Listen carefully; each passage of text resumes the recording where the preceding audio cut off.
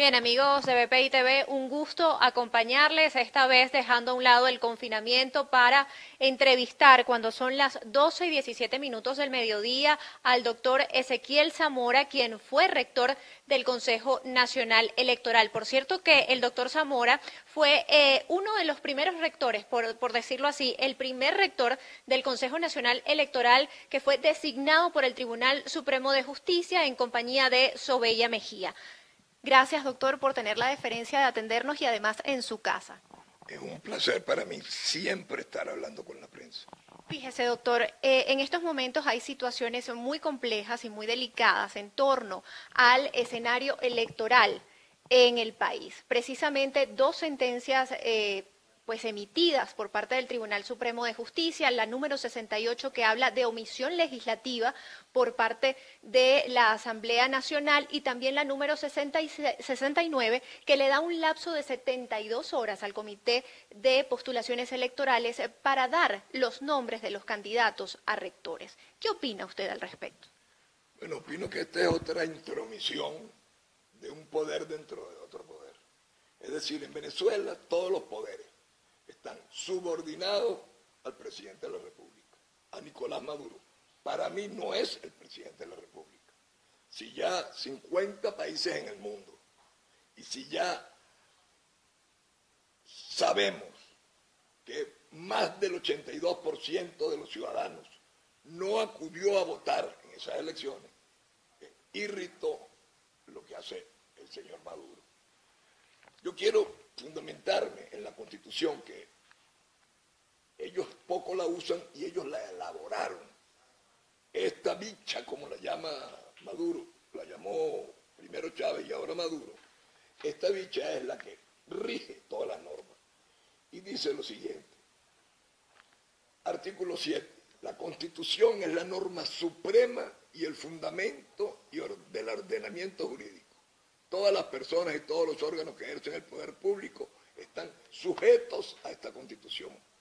Eso quiere decir que cada poder tiene su área de trabajo y que no tiene por qué estarse entrometiendo un poder dentro de las atribuciones del otro poder y menos por órdenes del presidente de la República.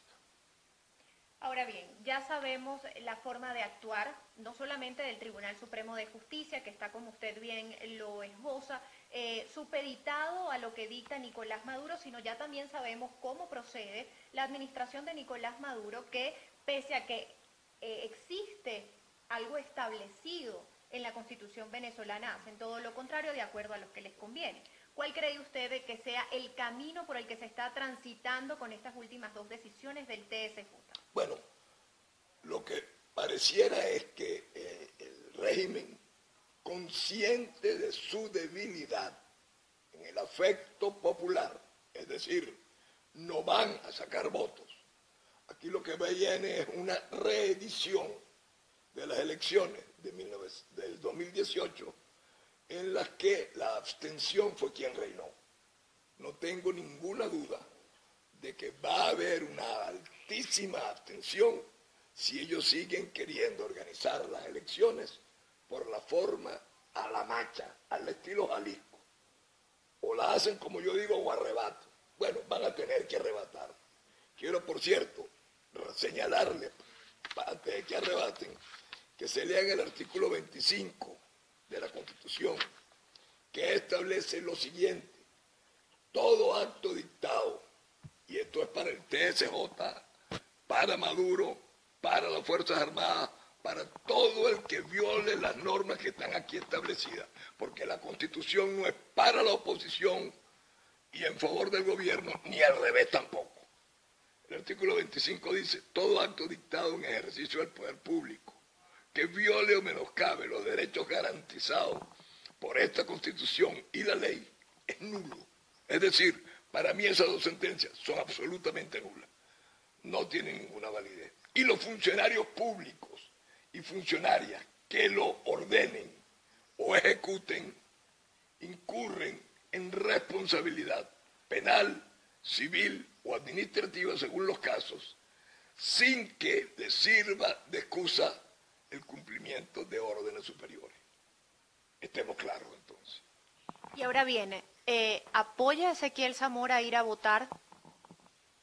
Mira, yo he señalado en reiteradas oportunidades, número uno, sin condiciones electorales, sin todas las condiciones electorales que da la Constitución, nada de vamos a negociar condiciones. Eso es un irrespeto para con el electorado, tanto del gobierno como de la oposición. No se pueden negociar derechos. Los derechos están en la ley para que se hagan, y esta es la ley máxima de Venezuela.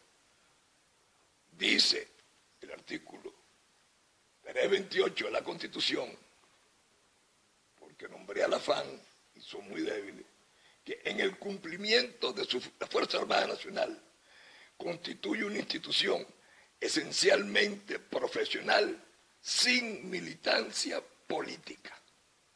Artículo 328, capítulo 3 de la Fuerza Armada Nacional. Y señala más adelante, en el cumplimiento de sus funciones está al servicio exclusivo de la nación y en ningún caso al de persona o parcialidad política alguna. Es decir, aquí estamos todos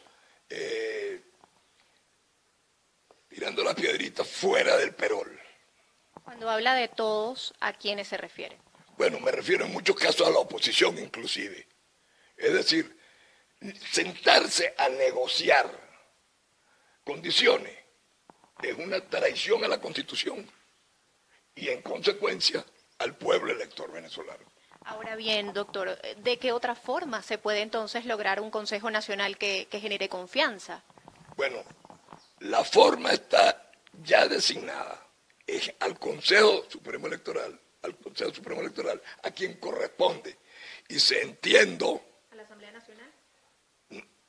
Que la Asamblea Nacional es la que decide, pero hay una comisión previa, presidida por el diputado Medina, que hoy declara, por cierto, indignado, diciendo que no va a acatar esas dos sentencias y que además señala que ellos no van a andar corriendo, que ellos van a cumplir con los lapsos que se establecieron. ¿Y qué riesgo puede correr entonces la oposición venezolana, o mejor dicho, aquellos que apuestan por la vía del Consejo Nacional Electoral de una forma nombrada legítimamente en cuanto a esta decisión? Porque de no presentar los nombres, de no acatar lo que está decidiendo el Tribunal Supremo de Justicia, entonces quedaríamos nuevamente entrampados con un Consejo Nacional Electoral que elija el poder judicial de Nicolás Maduro. Bueno, mire, yo tengo la impresión, y en esto quiero ser bien claro y sincero, yo tengo la impresión de que esto es un jueguito y de que esto es una trampa de la cual no se puede escapar. Es decir, sea como sea, ellos van a designar una mayoría de rectores. Bueno, ya incluso voy a adelantar un nombre para quemarla. La presidenta de la sala electoral es firme candidata a presidir el próximo CNE. ¿Quién es Indira Alonso? Bueno, Indira Alonso yo la voy a definir sin utilizar términos despectivos ni nada por el estilo. Simplemente la voy a definir como la máxima responsable de que hace 4 años y medio, porque en diciembre de 2015 se eligió a la Asamblea Nacional, teniendo una amplia mayoría la oposición. ¿Qué hizo la señora? Dictó una sentencia fundamentada en otra decisión de un tribunal de municipio, o sea, una cantinflada jurídica, donde ¿qué hicieron? Todavía el Estado Amazonas ha pasado 4 años y lo que va de sin tener representación. Díganme ustedes cómo califica ustedes lo que me están oyendo, ustedes lo que me están viendo, cómo podemos calificar a esta señora y si ella tiene cualidades para ser presidenta del CNE. Ahora bien, doctor Zamora, usted, como decía al inicio de la entrevista, fue el primer rector del Consejo Nacional Electoral designado por el Tribunal Supremo de Justicia. ¿Nos puede recordar cómo sucedieron estos hechos y si considera que pues este va a ser el mismo camino de los últimos, básicamente, 5 rectores del Consejo Nacional Electoral? Mira, El problema es el siguiente. Yo fui vicepresidente del Consejo Nacional Electoral, casi que a empujones. Yo no quería aceptar, pero siempre hay la forma de presionar, entre paréntesis, por las buenas, de manera cariñosa a la oposición, señalando que era conveniente que yo fuera porque iban a ser 2 para el gobierno, 2 para la oposición y un imparcial. Y resultó que el imparcial, pasada el referéndum revocatorio, Carrasquero se va directo a la sala constitucional, no siendo constitucionalista, sino laborista, y nada pasó. Vimos a Jorge Rodríguez, presidente del CNE, pasar de ahí a la vicepresidencia de la República, cargo de designación a dedo del presidente. Entonces, aquí no hay vuelta, aquí la vuelta es que ellos se aparten, el gobierno se aparte, que permita un gobierno de transición donde estén, por supuesto, representados todos los sectores políticos de Venezuela. Yo no soy anti nada, lo que sí estoy en contra de la violación de la Constitución. Entonces, con una buena representación, primero, de la sociedad civil, dice el Libertador, y lo mencioné en estos días, que la opinión pública es la más fuerte de todas las fuerzas. Lo que quiere decir que hay que tomar en cuenta, primero, a candidatos para el gobierno, candidatos para la oposición, pero el imparcial debería ser un independiente, una persona designada de entre tantos venezolanos ilustres que existe y calificado por su imparcialidad, por no haber tenido militancia. Por ejemplo, en mi caso, no solo nunca tuve militancia en ningún partido político, yo hice carrera entrando al almacén y pasé 26 años en el Consejo Supremo Electoral hasta llegar al máximo cargo de jerarquía posible en la parte administrativa, es decir, secretario general y vocero del Consejo. ¿Aspiraría usted en estos momentos a ser parte de los rectores del Consejo Nacional Electoral? Mira, para dar una demostración de imparcialidad absoluta, no solo no entro ni milito en ningún partido, sino que no voy a aceptar ningún cargo público, gane quien gane.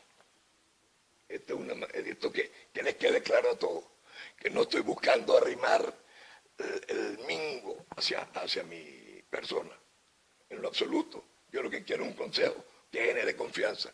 Yo lo que quiero es un plan república que cumpla con las leyes.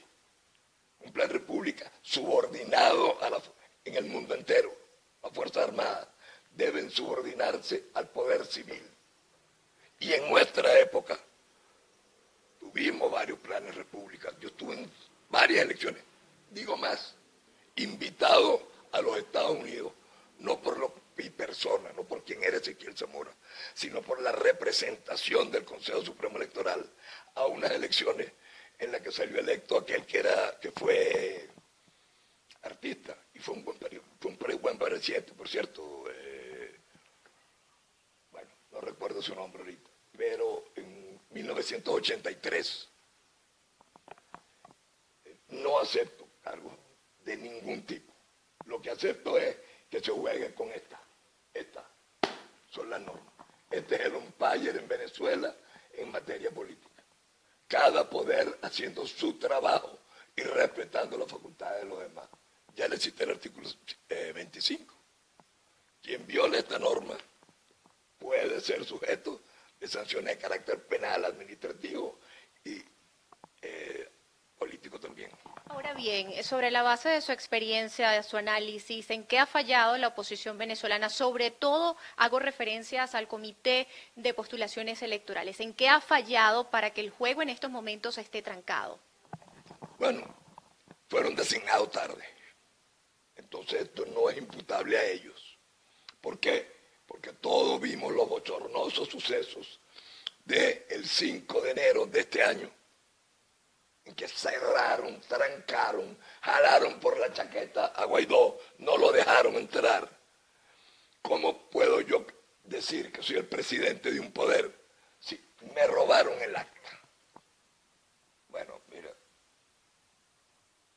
realmente ellos se disgustan cuando yo hago señalamientos de frases de políticos, de cómicos, Cantinflas, etcétera, etcétera, etcétera. Pero ¿cómo pueden tomarse con seriedad a la eterna violación de las normas todas en favorecimiento de ellos? Aquí tengo un periódico que me encontré porque no estaba esperando esta entrevista.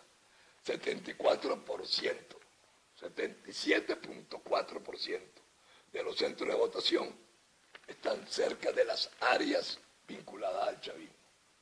Y esto ha venido creciendo y cada día es peor. Bueno, lo vimos como Maduro adelanta unas elecciones sin tener la facultad, porque la Constitución señala periodos para el ejercicio del cargo. No puede recortarlo ni alargarlo nadie a Tito Personas y a título de que yo soy el presidente de la República. Ahora, es ilegal, doctor Ezequiel, lo que está pidiendo el TSJ de Maduro en esta sentencia número 79, poniéndole este lapso de 72 horas. ¿Esto es violatorio al reglamento? Bueno, es violatorio contra el reglamento que ya ellos aprobaron, y entiendo que hubo un acuerdo para aprobar ese reglamento. Entonces tú no puedes ahora decirle, no, tienes 3 días porque yo quiero hacer las elecciones en mayo. ¿Qué temen? Solo quien tiene miedo actúa con esa prisa. ¿Cómo pudiera tener Maduro tanta intención de hacer elecciones cuando dijo en su oportunidad que no haría elecciones de no estar seguro de ganarlas? Mira, vamos a hablar claro. Aquí hay una frase que todo el mundo en Venezuela tiene que recordarse, dicha por Diosdado Cabello y dicha por Nicolás Maduro. No le vamos a entregar el gobierno a la oposición ni por las buenas ni por las malas. Pregunto, ¿eso incita al ciudadano a creer que las próximas elecciones van a ser transparentes? Hay que ser muy pende guayabita. Ahora bien, Luisa Ortega Díaz, fiscal general de la República reconocida por el gobierno encargado de Juan Guaidó, ha iniciado una especie de campaña a favor del voto, llamando a la sociedad venezolana a ejercer su derecho al voto. ¿Qué opina usted al respecto? Mira, yo no se le da a esa señora a quien respeto. Primero por su condición de mujer, después por los cargos que ocupó. Pero yo no estoy de acuerdo con nadie que me quiera a mí obligar a votar sin tener condiciones. Porque tú quieres que te diga, me dan un minuto para decir cuáles son las condiciones que yo pondría. Votación manual y escrutinio manual. Participación de las Fuerzas Armadas en el Plan República sin acceso a los centros de votación. Ellos van a ayudar como era antes, cuando funcionaba el Consejo Supremo Electoral. Ese sí era supremo. 2, tiempo de votación de las 6 de la mañana a las 4 de la tarde. Otro, revisión del registro. ¿Cómo vamos a revisar? Hay que revisar la cedulación y el registro. Cosa que no todo el mundo sabe. La cedulación está corrompida. Vimos a un chino en cola, todos lo vimos por televisión, que no hablaba español y con su cédula de identidad yendo a votar. ¿Lo vieron ustedes? No lo estoy inventando yo. Y me pregunto, ¿cómo se hace, doctor Zamora, para revisar la cedulación? Sencillo. El que no tenga partida de nacimiento. No vayan a quemar ahora, por favor, los registros civiles que están en manos del CNE. Quien no tenga cédula tiene que comprobar que nació en Venezuela. Esa es una. Con ese registro revisado se hace un registro electoral permanente. ese registro electoral permanente se distribuye, pero no así como dice aquí, con 74, 77.4% de los electores que ya tú conoces y sabes cuáles son. ¿Por qué se alargaban? ¿Por qué? Pregunta sencilla. ¿Por qué todos los resultados cuando la oposición ganó fueron de madrugada? ¿Por qué todos los resultados donde ganaba el gobierno eran dados a las 7, 8 de la noche? ¿Por qué trajeron unas máquinas y ya están comprando otra vez máquinas en Argentina? Denuncia que agua anticipada. ¿Quién incendió esas máquinas? Ahora, me gustaría ahondar en esa denuncia anticipada que usted está haciendo de la compra de máquinas en Argentina. Me gustaría saber qué informaciones tiene al respecto. Bueno, muy buenas informaciones y espero completarlas y yo te llamo para darte las declaraciones. ¿Cómo se llama la empresa? Y qué máquinas están comprando ahora. Corresponde al Consejo Supremo Electoral. Pero si este Consejo Supremo Electoral ya sabe que está de ida, no debería estar administrando, ni comprando, ni adquiriendo equipo. Porque me hace a mí decir, tan limpio, te están pasando la cuchara a la olla. ¿Quiénes deberían ocupar los cargos de rectores dentro del Consejo Nacional Electoral? Bueno, en mi opinión, yo diría que deberían ser a dos partes. Yo nombraría 5 rectores técnicos designados por los 4 partidos políticos más grandes y uno en representación de la sociedad civil. Y nombraría a personas honorables, sin militancia política, para que pasen a ser los rectores en ejercicio del poder electoral. Aclaro y reitero, no lo estoy poniendo con esas condiciones porque no aspiro, no es Ezequiel Zamora el que quiere. No voy a ir al CNE de una vez ni a ningún cargo público, no tengo ninguna aspiración. Pero lo justo y lo correcto es que aquí hay excelentes juristas, aquí pudiera haber excelentes juristas, de seguro lo debe haber algunos juristas buenos que tengan simpatía por el gobierno, pero que cuando ejerzan el derecho, lo ejercen con la Constitución en la mano y no con el teléfono de Miraflores. Ahora bien, la mesa de diálogo nacional o estos políticos que conforman la mesa de diálogo nacional han sido un actor, digamos, importante, por no decir lo menos. ¿Importante para quién? Importantes porque han sido ellos quienes han interpuesto este recurso en el Tribunal Supremo de Justicia para que declarara la omisión legislativa y ahora hablan de que la oposición venezolana tiene sobrerepresentación precisamente en el Consejo Nacional Electoral. ¿Qué opina al respecto? Usted me va a perdonar. Voy a preguntarle yo a usted. ¿Usted cree que estos señores que se sientan en la mesa a espaldas de la oposición, habiendo sido militantes de la oposición anterior, se sientan en la mesa a complacer al gobierno, son independientes, son opositores? ¿Están jugando a favor de quién, doctor? Están jugando a favor, sin duda alguna, y que se disgusten, a favor del gobierno, sin duda alguna. Es decir, facilito. ¿A cambio de qué? Alguna prebenda. Porque nadie entrega su prestigio, ni nadie entrega su honorabilidad gratis. Es más, en el caso mío, a ningún precio. Me deben haber averiguado por todos lados. No tengo nada que esconder. Ya a modo de conclusión, doctor Zamora, hay varias preguntas que me quedan por fuera. Una referente a lo dicho el día de ayer en este foro que sostuvo con el presidente encargado Juan Guaidó. El ex presidente del gobierno español, Felipe González, decía, uno, que no está de acuerdo con una intervención extranjera en nuestro país, y lo otro que decía era que había que estar claro que en un gobierno de transición no podía tener cabida Nicolás Maduro, no había que tener representación de Nicolás Maduro en él. Bueno, si yo leí las declaraciones, él mismo señala que Nicolás Maduro no es presidente de la República, ni por la forma como fue electo, ni por la manera como está gobernando. Entonces, obviamente, Nicolás Maduro debería hacerse a un lado, por el bien de la República. Debería nombrarse un gobierno ad hoc, donde haya militantes y representación, insisto, del gobierno y de la oposición, pero también del mundo civil, también de la sociedad civil, que somos mayoría. Haga usted un conteo de los votos del PSV y de los partidos de oposición y verá que no le dan por los tobillos al número de votos de la gente independiente que va a votar. Entonces, ese gran sector de venezolanos que no tiene militancia, que no obedece órdenes, también debería tener representación. Es decir, que hubiera una mezcla de tres.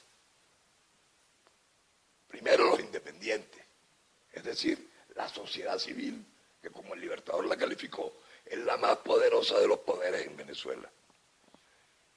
Debería ser, no lo es ahorita.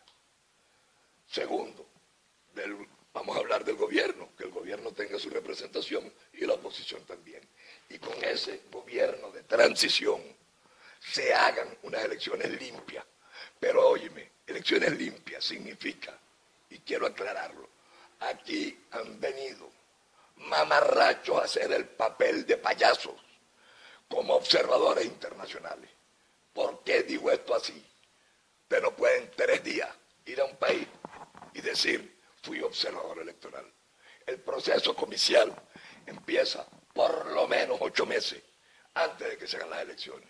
Y tienen que estar aquí o tener unos técnicos aquí.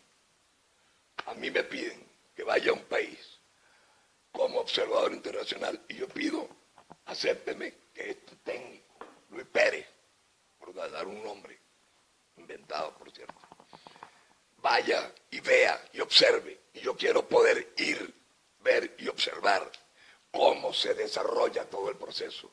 La instalación de las mesas, cómo se escogen los centros de votación, dónde se ubican los centros de votación, qué papel ejerce la Fuerza Armada, dónde están instalados los centros, qué número de centros son, si el registro de las cédulas está revisado, si el registro electoral está revisado. Entonces tú sí puedes decir si hay condiciones, pero además con la presencia de la Organización de Estados Americanos, con la presencia de la Unión Europea y con la presencia de la ONU.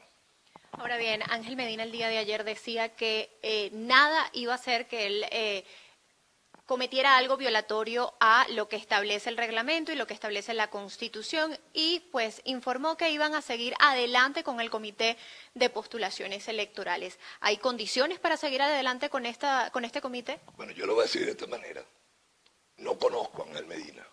No sé de qué partido es, si es que tiene militancia partidista. Debe tenerla. Sí, es de Primera Justicia. Ok.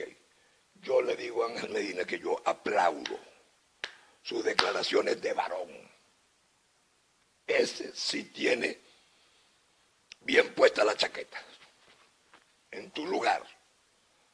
Yo fui electo para esto y esto se va a llevar a cabo. ¿Lo pueden meter preso? Sí.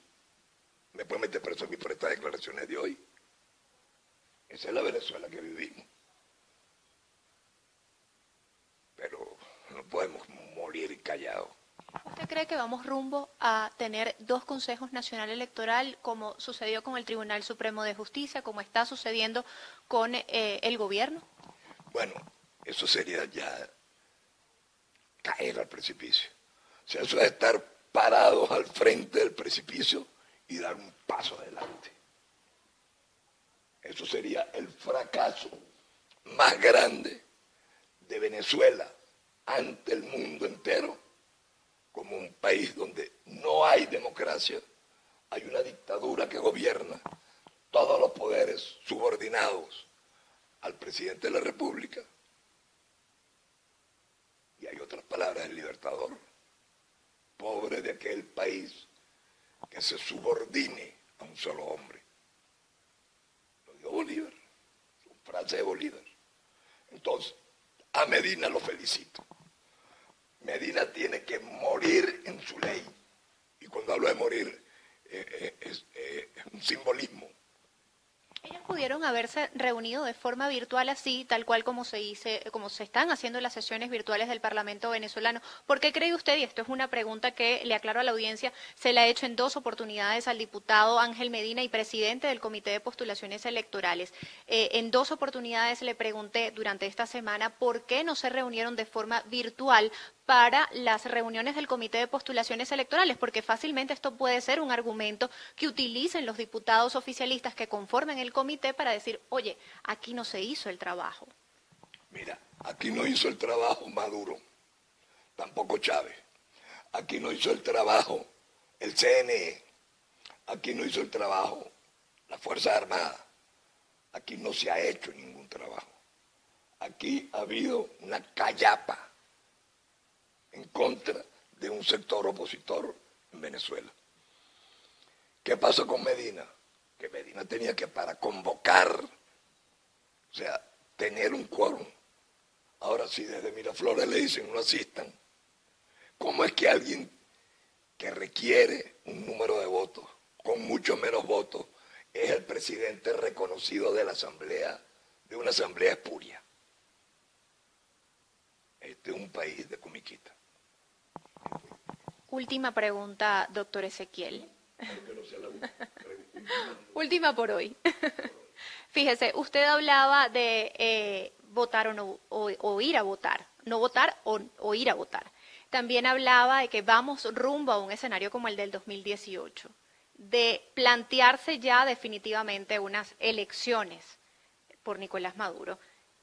¿Qué debería hacer el ciudadano a juicio de Ezequiel Zamora? Bueno, Ezequiel Zamora no va a votar, no llamó a nadie a hacer lo que esté contra su conciencia, que cada quien actúe de acuerdo con su conciencia. Pero ya el pueblo demostró en 2015 que 82% de los venezolanos no asistieron. Y es por eso que 50 países en el mundo consideran írrito el ejercicio de Maduro como presidente de la República Venezolana. Agradecido, doctor Ezequiel, por concedernos estos minutos de su tiempo y además... Con ustedes yo. Vale, muchas gracias. Siempre a la orden. No voy a cambiar mi tónica. Muchísimas gracias. Ustedes escuchaban pues esta conversación que hemos sostenido, esta entrevista que nos ha concedido el doctor Ezequiel Zamora, quien fue rector del Consejo Nacional Electoral y, como les decía al inicio de esta entrevista, fue el primer rector pues designado a través del Tribunal Supremo de Justicia en compañía y vicepresidente también del Consejo Nacional Electoral en compañía de Sobella Mejía. Pues ellos dos fueron de los rectores nombrados, designados por el Tribunal Supremo de Justicia. Hablábamos con él sobre pues el escenario que se puede presentar en Venezuela, sobre todo con esta incertidumbre en cuanto a unas posibles elecciones en nuestro país. Es la información que nosotros tenemos hasta el momento y reportó para ustedes Antonieta Larroca en la cámara de Rafael Padrón y la asistencia de Rubén Brito. Esta transmisión es presentada por... Para alcanzar el éxito, necesitamos estar acompañados, trabajar en equipo en un mismo objetivo. ¿Y a ti? ¿Quién te acompaña? Salvador Peluquería. Visítanos en Maracaibo, Ciudad Ojeda, Acarigua, Santa Bárbara del Zulia, Paraguaná, Panamá, República Dominicana, Miami, Curazao y próximamente en Italia. Only for Men. Centro San Ignacio, Nivel Blandín, Caracas.